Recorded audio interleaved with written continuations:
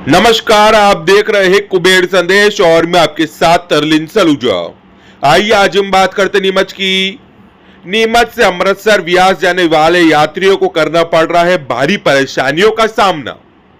जी हां, आपको बता दें कि अमृतसर व्यास से यात्रा कर नीमच लौटे यात्रियों ने आज अपने परेशानियां जाहिर करी और बताया कि नीमच से हर महीने 4 से 5 हजार यात्री अमृतसर व्यास की यात्रा पर जाते हैं, परंतु यहाँ से किसी प्रकार की कोई सुविधा नहीं मिलती है। डायरेक्ट कोई ट्रेन नहीं है।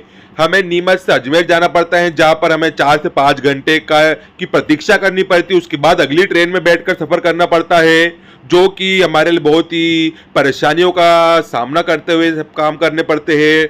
कई बूढ़े बुजुर्ग बच्चे इस यात्रा में शामिल होते हैं, परंतु नीमच से डायरेक्ट कोई भी ट्रेन की सुविधा अभी तक हमारे को नहीं मिल पाई है। नीमच एक बड़ा क्षेत्र हो गया है, परंतु उसके बावजूद भी अभी तक कोई सुविधा इसमें नहीं हुई है। बात करी जाए हफ्ते की, बात करी जाए महीने की, बात करी जाए किसी प्रकार की कोई डायरेक्ट ट्रेन नहीं मिलती है। वहीं इस परेशानियों का आज जिक्र नीमच से अजमेर और व्यास की यात्रा कर लौटे यात्रियों ने कही है। उन्होंने कहा है कि यहाँ के जनप्रतिनिधियों को इस पर ध्यान लेना चाहिए। उनको जो यात्री सफर पर जाते हैं उनका ध्यान रखते हुए कुछ ट्रेनों की सुविधा उपलब्ध करानी चाहिए। सांसद महोदय को इस पर ध्यान रुख करना चाहिए।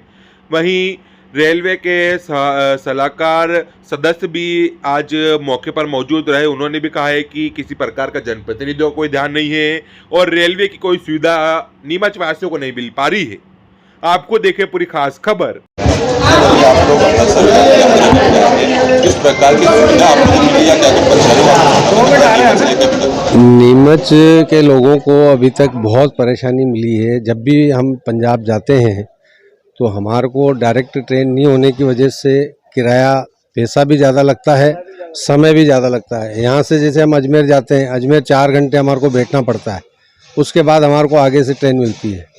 और वापसी में भी यही है कि वहाँ से हम आते हैं अजमेर, अजमेर से 4 घंटे हमारे को वहाँ बैठना पड़ता है।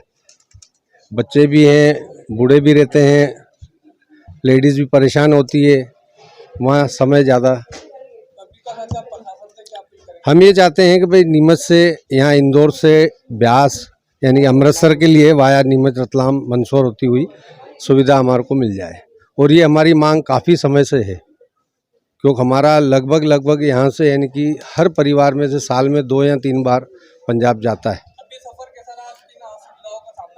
बस असुविधा यही है, वहाँ पे हमारे को 4 घंटे जो वेट करना पड़ा अजमेर में, वो सबसे बड़ा। क्या माना जाए नीमच क्षेत्र के अंदर जो मुख्यमंत्री रह चुके हैं और अभी जनप्रतिनिधि है, सांसद बाकी सरकार है, ऐसे में नीमच के वासियों को यहाँ पे परेशान होना पड़ रहा है, इसके लिए क्या कुछ?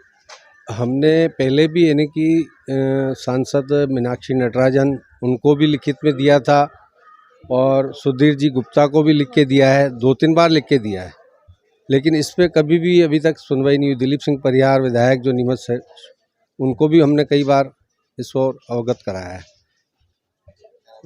मेरा नाम महेश। सर देखा जाए अभी नीमच यात्री आए हैं, अमृतसर और व्यास की यात्रा करके नीमच में आए हैं, हर सुविधा को लेकर परेशानियों को लेकर उन्होंने अपना पूरा बताया है। आप इसके लिए क्या पूछना चाहते हैं? मैं विशेष रूप से नीमच के संदर्भ में बात करना चाहता हूँ। विगत कुछ वर्षों से नीमच की जो सुविधाएं थी वो और छीनी गई हैं। पहले यहाँ से चेतक एक्सप्रेस चलती थी जो दिल्ली तक जाती थी, उसके बाद हमारे पास जो है वो लिंक एक्सप्रेस थी, वो हमारी दिल्ली तक जाती थी। तो ये सुविधा हमें रोज़ मिलती थी, नीमच मंदसौर वासियों को सबको ये मिलती थी, और वो भी अब छीन ली गई है। अब केवल साप्ताहिक एक ट्रेन है। अमृतसर जाते हैं लोग बाग, ब्यास जाते हैं, वैष्णो देवी जाते हैं, नॉर्थ की तरफ सब जो दिल्ली जाने वाली ट्रेनें, बहुत ट्रैफिक है। इतना ट्रैफिक है कि मंदसौर से जाने वाले, ग्रामीण क्षेत्र से जाने वाले, नीमच से जाने वाले क्षेत्र के और आगे तक भी जाने वाले की बहुत गुंजाइश है। तो मैं विशेष रूप से, मैं चूँकि स्वयं रेलवे उपभोक्ता समिति के अंदर सदस्य हूँ, ये बात पुरजोर तरीके से पिछले दफ़े भी उठाई गई थी और इस बार भी मेरा आग्रह रहेगा कि इस चीज़ को, सुविधा को यहाँ पर बहाल किया जाए और एक नई ट्रेन दी जाए जो साप्ताहिक ट्रेन है, या तो उसको रेगुलर किया जाए या फिर कोई नई ट्रेन इंट्रोड्यूस की जाए। भाई जब ऐसा कोई नई मांग तो है नहीं, पहले जब ऑलरेडी 2-2 ट्रेनें चलती थी, दोनों विड्रॉ कर दी गई हैं, तो अब क्यों, क्या दिक्कत है उसके अंदर चलाने के लिए, क्या दिक्कत है? और इसके अलावा दूसरी चीज़ें भी हैं, यहाँ एस्केलेटर भी लगना चाहिए, लिफ्ट भी लगना चाहिए, यहाँ पे रेलवे ओवरब्रिज भी होना चाहिए। नीमच स्टेशन के अंदर केवल साफ़ सुथरा करके ही उसकी इतिश्री नहीं हो जाती। जब तक यात्रियों को और दूसरी सुविधाएं नहीं मिलेंगी तब तक हमारा कोई कल्याण होने वाला नहीं, और इसके लिए सतत रूप से हमको प्रयास करना चाहिए। देखा जाता है हजारों की तादाद में यहाँ से यात्री हर महीने सफर करने जाते हैं। अभी भी जो यहाँ पे यात्री आए हैं उन्होंने बताया कि यहाँ से अजमेर में उनको कई घंटों तक इंतजार करना पड़ा। क्या कुछ होना चाहिए इसके अंदर हमारे जनप्रतिनिधियों की कहीं ना कहीं लापरवाही है जो नीमच को अभी तक आगे विकसित नहीं कर पाए? काफ़ी हद तक आप सही बात कर रहे हैं। हमारे जनप्रतिनिधियों की विशेष रूप से सांसद महोदय को इस क्षेत्र के लिए और विशेष प्रयास करना चाहिए, क्योंकि मैंने देखा है अलग अलग क्षेत्र के सांसद लोग अपने उस क्षेत्र की सुविधा के लिए बहुत सारी नई ट्रेनों को इंट्रोड्यूस करवाते हैं, यात्रियों की सुविधाओं के लिए काम करते हैं। तो मुझे लगता है कि नीमच इस मामले में काफ़ी पिछड़ा हुआ और काफ़ी ज़्यादा प्रयास किए जाने की ज़रूरत है। हमारे पास में लगाओ इंदौर जहाँ से भी हमारा 2 वंदे मातरम ट्रेन प्रारंभ है, परंतु नीमच आज भी उसी तरह से पिछड़ा रह चुका है। यही तो विडंबना है जिसके लिए हम सब आज बोल भी रहे हैं और मांग भी कर रहे हैं कि कम से कम ये चीज़ें मिलना चाहिए। इसके पहले मिलती रही हैं हमें, जो आज नहीं है हमारे पास। मैं दर्शन सिंह गांधी रेलवे सलाहकार समिति का सदस्य भी हूँ और रोटरी क्लब से और दूसरी संस्थाओं से जुड़ा हूँ।